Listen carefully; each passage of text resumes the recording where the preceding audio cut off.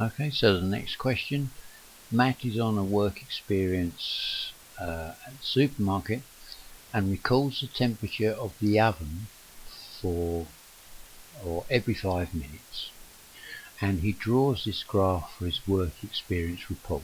Okay, so he's drawn this graph here. Okay, so supermarket oven temperature and time. So this title tells us exactly what we're looking at in a graph.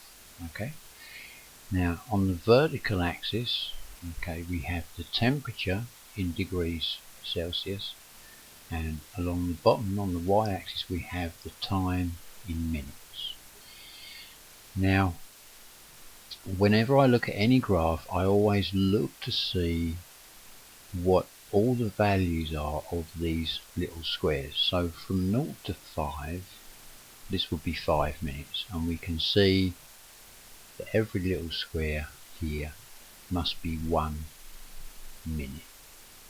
Yeah. Now here, 120 to 130, this is 10 degrees, but we only have 5 squares. So 5 squares represents 10 degrees, so 1 square must represent 2 degrees.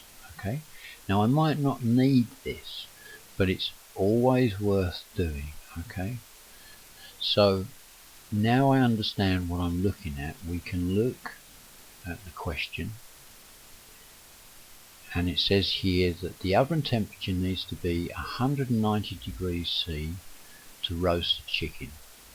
So use Matt's graph to find out how long the oven will take to heat up to 190 degrees. Okay, so we go back to Matt's graph. Now the temperature has to be 190 degrees C. So you can see here that the temperature is very low at 5 minutes. Okay, then the longer the time period goes, the hotter the oven becomes. Okay, this just is really common sense.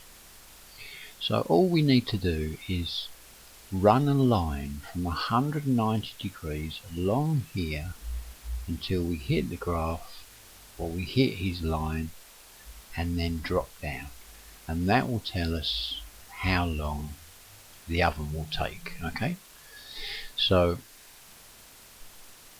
if I go from 190 degrees and I come along until the line hits about there,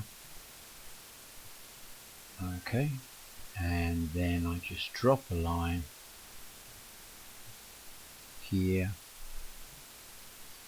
So at 190 degrees, the time that's passed, now as I said, we now know that each little square is 1 minute.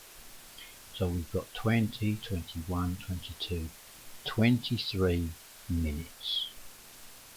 Okay, and it just says here, write your answer in the box. So all we need to do is write 23 minutes. Okay, and that really is that.